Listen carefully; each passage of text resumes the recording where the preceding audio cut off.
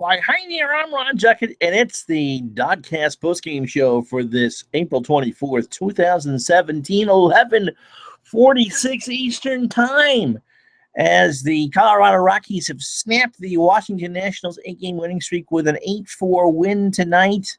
Rough night for the bullpen. Eddie Romero gets charged with a loss, and Blake Trinan gets charged for pitching too slow.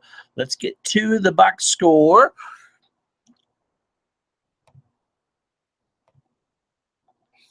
4 runs, 8 hits, no errors for Washington. 8 runs, 14 hits, no errors for Colorado. Estevez gets the win. He goes to 2-0. Romero with the loss. He goes to 1-1.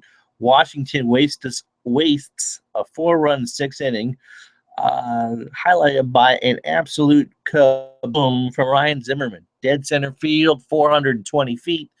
Hits the pine tree over there. Anthony Rendon went 3 for 4 tonight for DC, with a run scored in an RBI, all that coming in the 6th. But Colorado with 1 in the 2nd, 2 in the 6th off of Jacob Turner, who pitched a wonderful game, considering it was a spot start. Gave up a home run, I believe it was to Mark Reynolds. I'll get to that in a second. Colorado with 2 in the 7th and 3 in the 8th to pull the win. Greg Holland got into some trouble in the 9th, but he closed the door. It was not a safe situation. As far as other things going on around Major League Baseball, nothing else in the National League East. Cubs beat the Pirates 14-3. Baltimore beat Tampa Bay 6-3.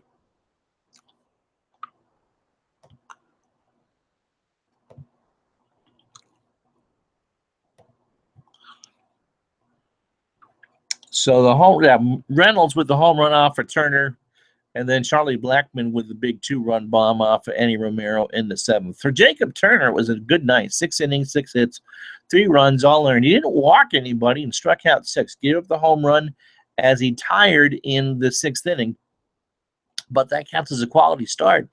Considering he filled in for Steven Strasburg, who's off on paternity leave, that's pretty good. He left with a 4-3 lead. Eddie Romero really couldn't spot much of anything.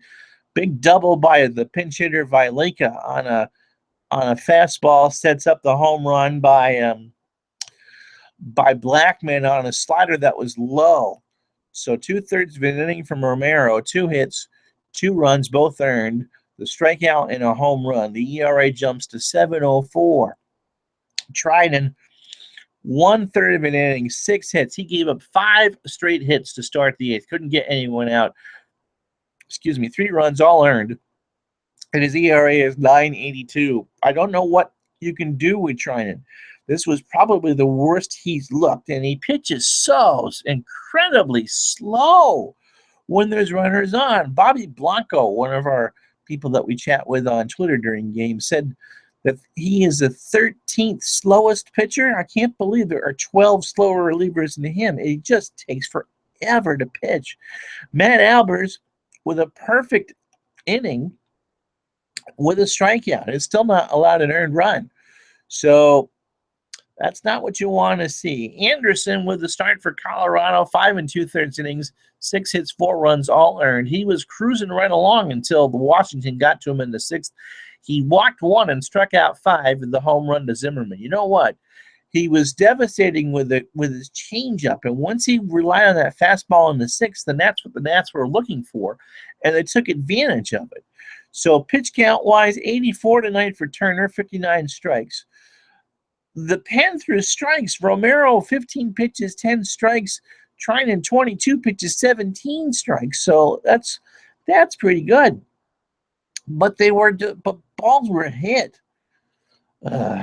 Just a frustrating way to lose. You knew it was going to happen, but just still a frustrating way to lose. Extra base hits. Trey Turner had 1 tonight. He had a double. His 3rd off of Anderson, and Worth had a double in the 9th off of Holland. Eaton, a triple off of Anderson. Zimmerman with a home run, his 7th of the year. Can you imagine that? A 2-run shot. And that ball really was just absolutely nuked over the 415 sign in center field, and came close to hitting that fir tree that's right there. So I'm going to say it was about 420. Runners in scoring position. position tonight, the Nats went 2 for 5, and as a team, they stranded 5. But you know what? Colorado went 6 for 11 tonight and with runners in scoring position. Most of that coming from the pen.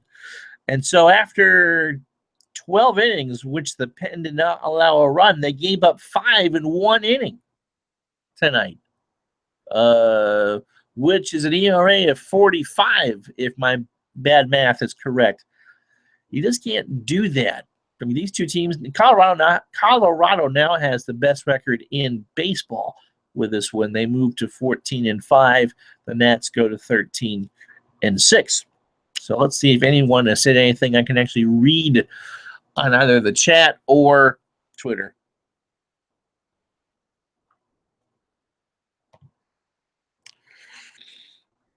No, nothing I can read in Twitter. And nothing really in the chat. Minor league ball it's a pretty short recap tonight. Only Harrisburg played on this Monday night, and Reading, the Fighting Phils, I don't know what they're actually called, but they're for the Phillies in the Eastern League. They won tonight 9-1. 15 hits for Reading. Harrisburg held to 7. Lee Brandt with the win, Long with the loss. Reading had two home runs from Poland. I'm tired. And Martin with his 4th. Hagerstown and Kannapolis in the Carolina League was rained out. Everyone else was off today because it's a Monday. So that pretty much wraps it up. These two teams meet tomorrow night at 8:40. I believe Joe Ross pitches tomorrow night for the Nats, and I'm not sure who's pitching for the Colorado Rockies. But, again, good nights from Ryan Zimmerman. He is locked in right now. Adam Eaton with the base hit. Trey Turner he's just so fast. He runs so fluid. So the offense is in pretty good shape. And Jacob Turner, as I said, you couldn't have asked for, come up and start is what the heck, saying. And he did. He pitched 6 innings. He gave him a quality start, and he left with the lead. You can't ask for anything better than that. And it gives the Nats some flexibility the next time they need a starter, because unlike Jeremy Guthrie, who is no longer with the organization, you can actually probably trust Turner to do that. Again, Ricky says German Marquez, their number 4 prospect. He hasn't been officially called up for Colorado, but they were talking about that on the radio tonight. That was likely to be the case. So Colorado will have to make a move, and it'll be against Joe Ross tomorrow, who's never pitched against the Colorado Rockies in any way, shape, or form. So that should be exciting as well. So that's the matchup tomorrow. Same time, and Ricky Keeler will keep you company on District on Deck's Twitter account and here on the DoDCast and the Postgame show. I have a preview today of the 5 players you should watch in this series. You can go back and read that at districtondeck.com. Frank Ellis did a nice profile of minor leaguer Juan Soto, and I wrote about the winning streak, which I guess is now over at 8 games. But it was a wonderful streak while it lasted. Also something, you don't want to hear people complain about traveling, but the radio crew tonight was talking about they had a very rough landing about 4 a.m. this morning in Denver. They caught some wind shear, so it was a pretty rough landing for them. And of course, with the 2-hour time difference, it felt like it was 6 in the morning to them. You don't want to make excuses why they lost. It shouldn't. Why Romero couldn't, just really has a hard time harnessing his pitches. And Trinan, once he puts runners on, he just looks lost out there. He has no confidence in his stuff, and he just takes absolutely forever. And that's it cost him. It cost him tonight. So that's that. Give this video a like and subscribe to the channel. We do these after every game. Someone asked me what these were, and simply we're just taking 5-10 minutes to run through every game and run through what else happened in the division and within the organization. Because we want to hear from you during these games. And we do on Twitter and here on the post-game show. So you can follow my co-editor and good friend Ricky Keeler at Rickinator555. You can follow me on Twitter at Ron Juckett. You can follow District on Deck at District on Deck. Give us a like on Facebook. We love those. And a like and a subscribe here. And for Ricky Keeler, and the rest of the staff on District on Deck, I'm Ron Jeckett, and it's 4 minutes to midnight, and so I will wish you a good night.